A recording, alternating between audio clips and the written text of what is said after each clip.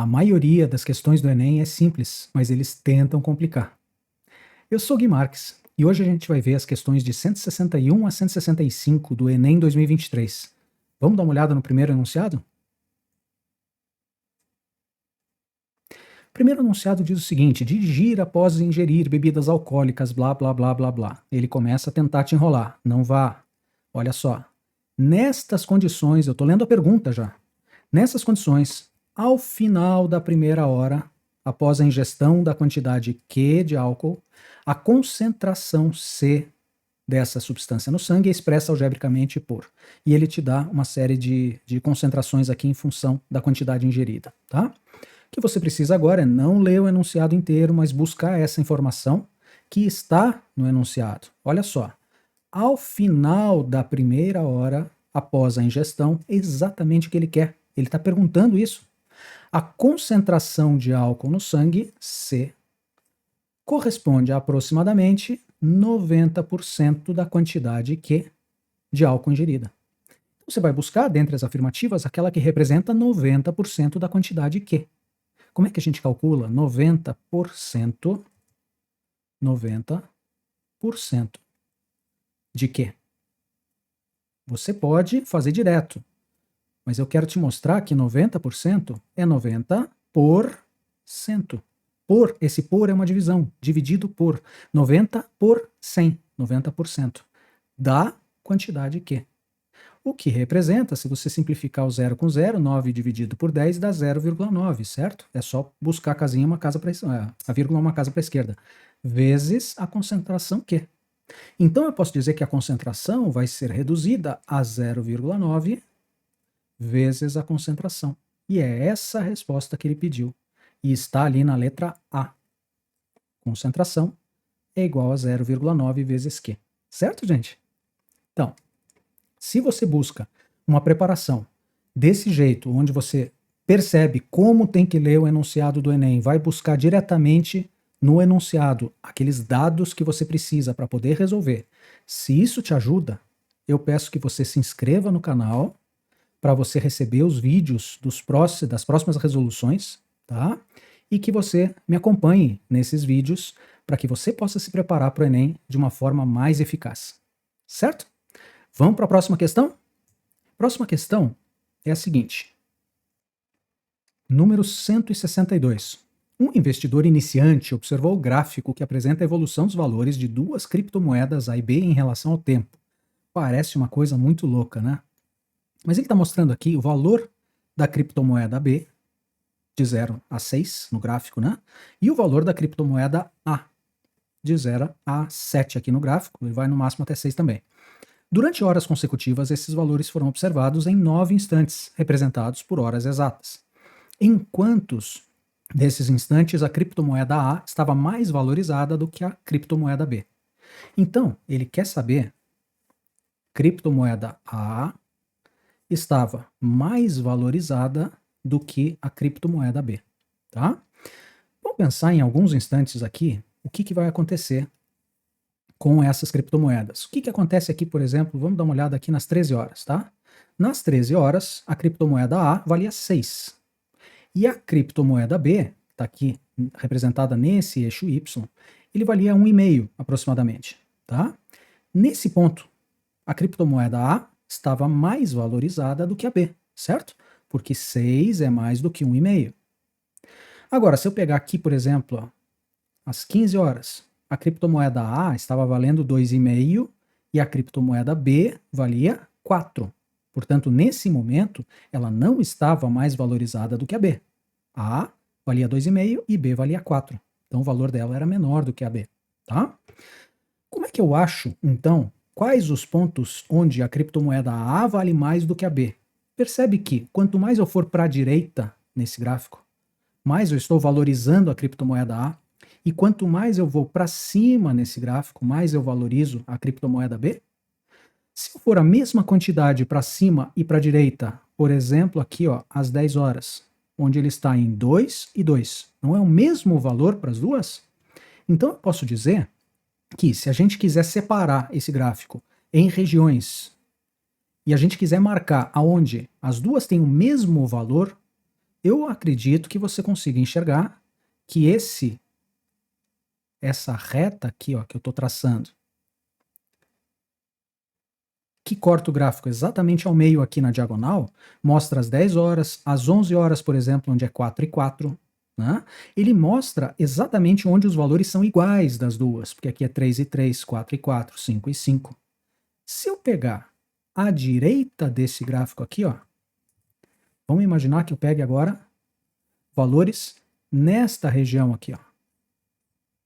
Nessa região, sempre eu vou estar mais à direita do que para cima, certo? Então eu vou ter valores maiores da criptomoeda A do que valores da criptomoeda B. Agora, se eu pegar os valores que estão aqui à esquerda, eu não fui tão para a direita e eu subi bastante, certo? Aí a criptomoeda B vai estar valorizada. Então, em quantos momentos a criptomoeda A estava mais valorizada do que a criptomoeda B? Vamos contar aqui, ó. Nesta região para a direita, é esta região aqui, ó, que me interessa, certo? Essa região aqui. Neste triângulo, certo? Então, 14 horas, beleza? 11 não, porque ele está exatamente na linha. 10 não, porque ele está exatamente na linha. 14 horas, 13 horas e 12 horas. 1, 2, 3, 4 momentos a gente tem a criptomoeda A valendo mais do que a criptomoeda B. Se ele perguntasse da B, seria 1, 2, 3 momentos. Se ele perguntasse quando são iguais, 2 momentos, 10 e 11 horas. Certo? Beleza, gente? Vamos para a próxima questão, então? Então, a questão número 163 diz o seguinte: a exposição a alguns níveis sonoros pode causar lesões auditivas. E aí ele diz: em uma indústria são adotadas medidas preventivas de acordo com a máquina que o funcionário opera e o nível de intensidade do som, medida em decibel, a que o operário é exposto. E ele diz que N é igual. Tá aqui, ó.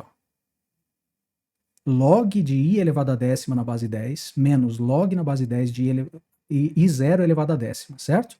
Você sabe que quando a base é 10, eu não preciso escrever essa base, né? Então vamos só pegar essa informação e já destacar. O nível sonoro é igual ao log, não preciso escrever na base 10, de I elevado a décima, menos o log de I zero elevado a décima. Tá? Vamos guardar isso por enquanto, porque talvez a gente possa simplificar um pouco isso, juntar um pouquinho, para poder colocar os outros dados. Ele diz, quando o som é considerado baixo, vamos ler só o começo que você já vai perceber todo esse parágrafo. Ou seja, 48 ou menos deve ser utilizada a medida preventiva 1. No caso do som ser moderado, medida 2, nessa faixa. Quando o som é moderado alto, medida 3, nessa faixa aqui. Quando ele é muito alto e quando ele é absurdamente alto, deve usar a preventiva 5, tá? Então a gente vai ter que classificar e achar qual a medida preventiva que tem que usar, né? Deverá adotar a medida preventiva, qual delas? Ele diz que uma nova máquina tem I igual a 8 vezes 10 a menos 8 com a unidade watt por metro quadrado aqui. Ele pediu também para você usar a aproximação log de 2 na base 10, que não precisa escrever a base, log de 2 igual a 0,3. E ele pede para você calcular o nível para poder classificar aqui, né? E achar qual é a medida preventiva. Bom, tem mais uma informação aqui que a gente não grifou, que é I0, né? A quantidade I0 aqui é 10 elevado a menos 12 watts por metro quadrado. Gente, você já percebeu que você vai ter que fazer conta com I e com I0, né? Vamos tentar juntar esses dois para fazer o mínimo de conta possível? Você sabe que quando você tem, vou escrever aqui embaixo algumas fórmulas que a gente vai precisar. Log de A mais log de B. Como é que eu junto esses dois logs? É a mesma coisa que um log só de A vezes B. Lembra disso? Ou log de AB é igual a log de A mais log de B. Eu posso separar também se eu quiser. Quando eu tiver aqui um menos, log de A menos log de B, eu posso agrupar em um log só de A sobre B. Tudo bem? E quando você tem um log de A elevado a M, quer dizer, quando você tem um expoente aqui no logaritmo, ele pode passar multiplicando para cá e vai ficar M vezes log de A, certo? Isso que a gente escreveu aqui é tudo que a gente vai precisar para esta questão. Então vamos lembrar dessas propriedades de logaritmos aqui, a gente já vai conseguir dar uma simplificada nisso e já vai conseguir também calcular o nível que ele pediu. Então, olha só, eu tenho log de A menos um log de B, concorda comigo? Posso dizer que esse nível eu posso juntar num log só para calcular uma vez só, de log do primeiro, que é i elevado à décima, dividido por log do segundo, que é i0 elevado à décima. E mais ainda, quando eu tenho elevado à décima em cima e elevado à décima embaixo, eu posso dizer que isso vai ser um log só de i sobre i0, tudo isso, i sobre i0. Os dois estão juntos elevados à décima, porque a expoente aqui, a potência, vai passar para cima e para baixo. Eu vou ter i elevado à décima dividido por i0 elevado à décima. E mais uma simplificação aqui, ó. Esse 10, ele pode passar multiplicando para frente do log. Então, posso dizer que o log pode ser calculado como 10 vezes o log de i sobre i0. E dessa forma, você calcula um log só e você já não precisa ficar fazendo tantas contas. Então, para simplificar mais ainda o nosso trabalho, você concorda que se i foi dado, i0 foi dado, que é 10 na menos 12, né? 10 elevado a menos 12. E eu vou ter que dividir i por i0. Vamos fazer essa divisão primeiro? I sobre i0 vai ser 8 vezes 10 elevado a menos 8, dividido por 10 elevado a menos 12. E como é que eu divido potências de mesma base? Posso dizer que isso vai ser o 8, que está sobrando ali do ladinho, vezes 10. Mantenha a base e subtraia os expoentes. Então vai ficar menos 8 menos a base de baixo. Mas a base de baixo é negativa, né? Menos 12. Faz sentido? O de cima, que é menos 8, menos esse de baixo, que é negativo. Portanto, vai ficar menos com menos, vai ficar mais. Então eu posso dizer que essa divisão é 8 vezes 10. Quanto que vai dar isso? Menos com menos dá mais 12. Menos 8 mais 12 dá mais 4. Tudo bem? Agora a gente já tem uma maneira um pouco mais simples de calcular o nível sonoro. Vamos fazer o seguinte, vamos usar essa fórmula aqui, ó, com esse i sobre i0 que a gente já calculou. Então vai ficar 10 vezes, agora vai dar um pouquinho só de trabalho, não tanto quanto daria antes se a gente não tivesse feito tudo isso, né? Log de 8 vezes 10 à quarta, que é o resultado do i sobre 0. Então, log de 8 vezes 10 elevado à quarta. Então, o nível sonoro vai ser 10 vezes. Primeira coisa, tem uma multiplicação dentro do logaritmo. Ó, a vezes b. Posso transformar em log de a mais log de b? Vai ficar log de 8. Tudo isso, gente, está multiplicado por 10, tá? Agora que eu vou abrir numa soma, é importante que a gente coloque aqui agrupado, né? Log de 8 mais o log de 10 à quarta. O nível vai ser 10 vezes, agora é só desenvolver e calcular. Log de 8, ele não deu log de 8, tá? Ele deu log de 2. Mas você sabe que você pode abrir esse log de 8 como sendo 2 ao cubo, não é? 2 vezes 2, 4 vezes 2, 8. Como ele deu log de 2, eu vou transformar em log de 2 isso aqui. E esse 4 que está multiplicando aqui, ó, eu posso passar já multiplicando para frente do log, né? Vai ficar 4 vezes, por essa propriedade da potência aqui, ó. 4 vezes log de 10. Vamos lá. O nível vai ser 10 vezes. Esse 3 eu vou fazer a mesma coisa, eu vou passar multiplicando. Vai ficar 3 vezes log de 2. Mas o log de 2 ele já deu uma aproximação que é 0,3. Então já vou substituir 3 log de 2 por 3 vezes 0,3. Mais 4 vezes log de 10, aqui a gente não escreveu, mas a base é 10 e não precisa escrever. Posso dizer que log de 10 na base 10 é igual a 1. Por quê? Porque 10 elevado a 1, aplicando a definição, né, é igual a 10. Portanto, log de 10, a medida, ou o valor do log de 10 é 1. Então, posso trocar log de 10 por 1. Finalizando aqui, a gente vai ter 10 vezes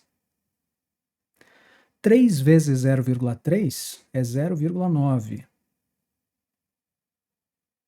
menos ou mais 4 vezes 1, que é 4. Então vamos lá, para terminar de cabeça, para caber aqui, ó. 4 mais 0,9, 4,9 vezes 10 dá 49. E 49 é o nível que a gente vai ter que classificar aqui, ó. Se ele for menos de 48, 48 ou menos, que não é o caso, seria a medida 1. Entre 48 e 55, que é o caso desse, que é 49, medida preventiva 2. E aí você acha que a medida que deve ser adotada, certo?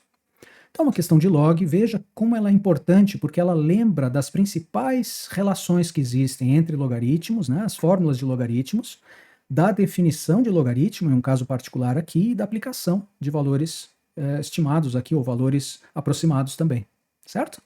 Então, legal. Questão boa, trabalhosa para 3 minutos, concordo. Talvez seja legal você deixar essa mais para o final, mas é uma boa questão para você dar uma revisada antes de fazer o seu Enem, que pode ser que apareça uma parte dela na próxima prova, tá bom? Valeu, gente. Vamos para a próxima questão. Então, gente, essa próxima questão diz o seguinte: um artista plástico esculpe uma escultura a partir de um bloco de madeira de lei em etapas. Inicialmente, ele faz um cone reto grandão, de 36 de altura e diâmetro da base 18. Em seguida, ele remove desse cone um cone menor. Então, ele tira essa parte de cima aqui, ó, cujo diâmetro da base mede 6, obtendo assim um tronco de cone. Tá? Esse tronco de cone, esqueça o cilindro no meio, porque ele não explicou ainda. Um tronco de cone conforme ilustrado na figura.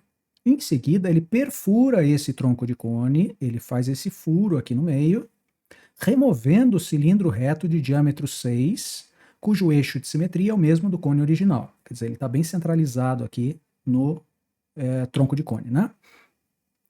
Dessa forma, ao final, a escultura tem a forma de um tronco de cone com uma perfuração cilíndrica de base a base. O tipo de madeira utilizado para produzir essa escultura tem massa de 0,6 grama por centímetro cúbico de volume. Utilize 3 como aproximação para π. Então, 3,14, 15, 926, 53, 58, esquece. 3. Ele está pedindo para usar 3 no lugar do π, tá? E a massa que a gente vai encontrar no final, a gente vai ter que usar esse 0,6 gramas por centímetro cúbico de volume. Beleza? Vamos primeiro enxergar. Ele descreveu a formação desse sólido final. Mas é justamente isso que a gente vai fazer, olha só. A gente vai pegar um cone grandão, do qual a gente consegue calcular o volume, concorda? Porque eu tenho o raio da base e eu tenho a altura desse cone. Eu vou retirar do volume total desse cone o volume do conezinho, que é essa parte de cima aqui, ó. A gente vai retirar essa parte de cima, mas para ele eu ainda não tenho esta medida aqui, ó, que é a medida do raiozinho, o raio do cone menor. Não tenho ainda, mas a gente consegue achar, não é muito difícil. Agora, este raiozinho, na verdade ele até já deu, né? Porque isso aqui, ele disse que o diâmetro é 6, então esse raiozinho aqui, a gente já pode enxergar que ele vale 3, porque este raio do cilindro aqui, ó, também vale 3, certo? E a gente precisa ainda, que não foi dado, da altura deste cone menor. Essa altura do cone menor a gente vai fazer por semelhança entre o conezinho pequeno e o cone grandão. Sempre, gente, que ele pegar um cone e cortar paralela à base, ou uma pirâmide e cortar paralela à base, a piramidezinha ou o conezinho que vão ficar aqui são semelhantes ao grandão, certo? Então eu vou conseguir achar essa altura aqui, ó, chamar de H. Esta alturinha do conezinho menor, a gente consegue achar por semelhança. Como? Fazendo uma proporção. A altura do conezinho menor, que é H, está para a altura do cone inteiro. Cuidado, não tem nada a ver com o tronco. O tronco não é semelhante a coisa nenhuma. Quem é semelhante é o conezinho e o conezão, tá? A altura do pequenininho está para a altura do grandão, que é 36. Assim como, por exemplo, eu posso pegar o raio da base do pequenininho, que é 3, está para o raio da base do grandão, que se você notar que o diâmetro dele é 18, este pedaço aqui, ó, que é o raio da base do pequenininho, vai ser 9, né? Metade do diâmetro inteiro, que é 18. Então, a altura do pequeno está para a altura do grandão, assim como o raio da base do pequeno está para o raio da base do grandão, que é 9. Daqui eu já tiro a altura, simplificando um pouquinho primeiro, para fazer os cálculos mais fácil. aqui vai dar 1, aqui vai dar 3. E eu posso dizer, passando multiplicando, que 3H igual a 36 ou H igual a 12, certo? Então, esta altura do cone pequenininho aqui, ó, mede 12, certo? E a altura do cilindro, será que a gente tem como achar esta altura aqui, ó, daqui até lá embaixo? Essa altura aqui? Ora, o cilindro, ele está pegando aqui, ó, dessa base do conezinho menor para baixo, certo? Se tudo isso é 36 e esta parte de cima é 12, você concorda comigo que esta parte daqui até aqui é 24? Então, olha só, total é 36, tirando os 12 de cima, aqui fica 24. Aqui não é justamente a parte de cima desse cilindro? Então, da parte de cima do cilindro até a base, a gente tem uma altura de 24, tá? Então, vamos lá. Como é que a gente vai calcular o volume desse sólido? A gente vai fazer um conezão, menos o conezinho, desaparece essa parte de cima, e menos o cilindro, certo? Vai sobrar só essa parte de fora. Sabendo o volume desse sólido, a gente tem esse peso aqui por centímetro cúbico e a gente vai conseguir a massa, né? E a gente vai conseguir a massa total dessa escultura. Tudo bem? Eu vou preparar uma figurinha aqui só para você lembrar dessa informação. Então, gente, eu só desenhei aqui, ó, um cone, outro cone e o cilindro. E coloquei as informações aqui para a gente poder enxergar melhor, né? Então, o volume que a gente vai fazer da escultura vai ser o conezão, que tem raio da base 9 e altura 36, menos o conezinho, que tem raio da base 3 e altura 12, certo? Menos ainda, retirando desse sólido que sobrou, que é um tronco de cone, um cilindro com raio da base 3 e altura 24. Tudo isso que a gente já percebeu juntos ali na figura, eu só fiz aqui um esqueminha para a gente não se perder, tá?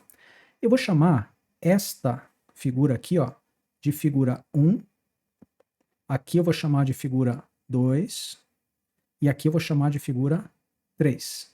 A gente vai calcular o volume delas separadamente, depois a gente junta tudo, acho que fica mais fácil da gente enxergar, fica mais organizado, tá?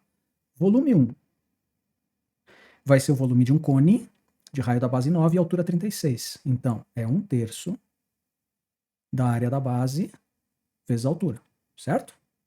Vamos calcular cada coisa aqui. 1/3 da área da base, se o raio mede 9 e é um círculo de raio 9, a área da base é π vezes r ao quadrado. Π vezes 9 ao quadrado. É a área de um círculo de raio 9. Vezes a altura, que é 36, certo? Bom, 36 com 3 já pode simplificar, vai ficar 12. 9 ao quadrado é 81. E esse π aqui, ó, ele deu um valor mais inteiro para facilitar nossas contas. Utilize 3 como aproximação para π. Então você vai ter 3 vezes 81 vezes 12. Certo? 3 vezes 81 dá 243, vezes 12, 243 vezes 12, 240 vezes 12 mais 3 vezes 12 vai dar 2.916. Tá? Depois dá para conferir para ver se é isso mesmo. Acredito que eu tenha acertado ali. É isso mesmo, 2.916. Vamos lá. Volume 2. Então, chatinho, tem que fazer conta, mas de repente arma a conta e faz também, né? O volume 2 é o volume de um cone também. Também é 1/3 da área da base vezes a altura, certo? Então vai ficar 1/3 da área da base, já vamos fazer direto. Π vezes o seu raio ao quadrado. O raio é 3. Então é π vezes 3 ao quadrado, vezes a altura dele, que é 12, tá? Essas contas vão ser um pouquinho menores. O 3 ao quadrado com 3 eu posso simplificar. Vai ficar 3 vezes 12 vezes π. π ele disse que era 3. 3 vezes 12 é 36.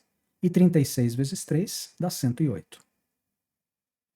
Então, este a gente já tem também. Depois é só fazer a subtração e multiplicar por 0,6. Volume 3. Volume 3 vai ser o volume do cilindro, Cuidado, cilindro não é 1/3 da área da base vezes a altura, é só a área da base vezes a altura, tá? Que vai ser área da base, πr ao quadrado. O raio dele é 3. Π vezes 3 ao quadrado. Vezes a altura do cilindro, cuidado, 24, né? Então, isso vai dar 3 vezes 9 vezes 24. Vamos ver.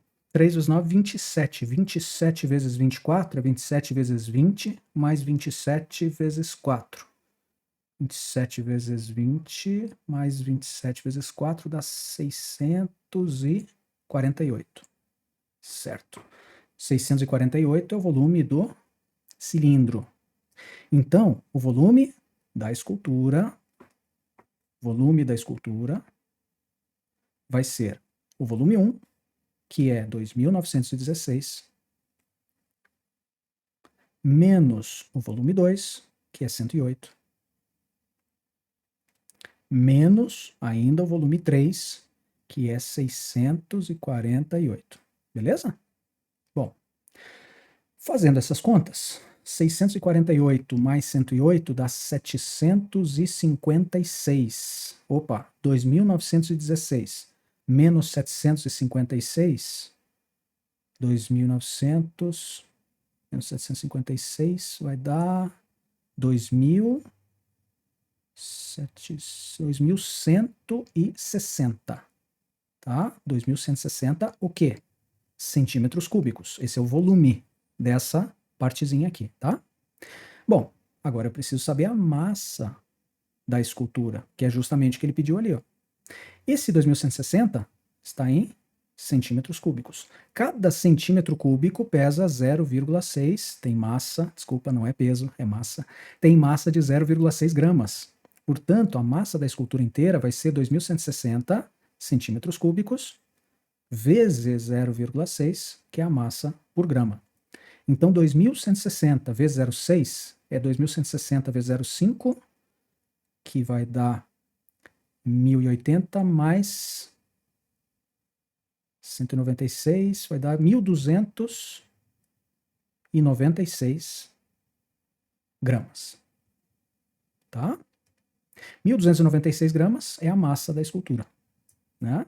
Então, veja, é trabalhoso, tá? Ele descreveu pra gente, não cai troncos por tronco, na verdade, nas provas do Enem, pelo menos eles não dizem que faz parte da matéria deles, mas a gente pode fazer um cone grande menos um cone pequeno. Aí sim, aí é permitido, né? Então, a gente fez cone grandão menos o cone pequenininho menos o cilindro. Volume de cone e volume de cilindro está na matéria do Enem, você precisa saber. E aí é contarada, né? Chato ficar fazendo essas contas, mas é o que a gente tem. Resposta letra B, certinho? Então esse é um daqueles que é mais trabalhoso, talvez valha a pena deixar para o final. Valeu, gente? Vamos para a próxima? Então, pessoal, nossa última questão é a seguinte. Essa é mais ou menos tranquila, tá? Os 100 funcionários de uma empresa estão distribuídos em 2 setores e assim por diante. Ele dá o salário dos funcionários aqui em função da quantidade. A produção tem 75 funcionários, cada um recebe o salário de 2.000.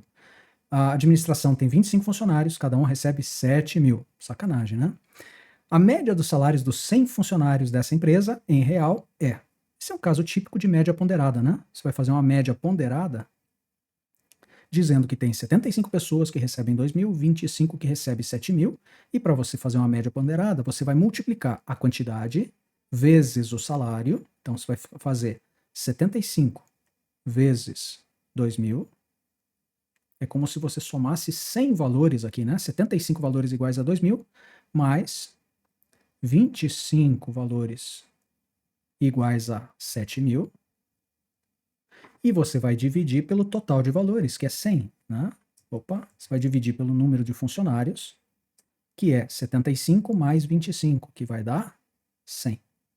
Como eu sempre digo, gente, se você quer salário como média, você vai multiplicar salário vezes funcionários, e quando você tem salários vezes funcionários, e você quer que resulte salários aqui, ó, você vai ter que dividir por F, para poder sobrar salário, certo? Então você vai dividir pelo total de funcionários, que no caso é 100. Então, agora é fazer conta, chegar na resposta. Vai lá, 75 vezes 2 dá 150, né? 150 com 3 zeros aqui, ó. Então, 75 vezes 2 é 150 com mais 3 zeros. Vai ficar 150 mil. Mais. Agora, 25 vezes 7 mil. Vamos lá. 25 vezes 6 dá 150. 25 vezes 7 dá 175. Então, é 175 com 3 zeros no final também. Dividido por 100. Então, a média no final vai ser 175 mais 150 dá 325 mil dividido por 100. Corta 0 e 0 com 0 e 0 lá em cima e você vai ter um salário médio de R$ 3.250 para esses 100 funcionários, certo? Gente, muito obrigado e a gente se vê nos próximos vídeos. Tchau, tchau.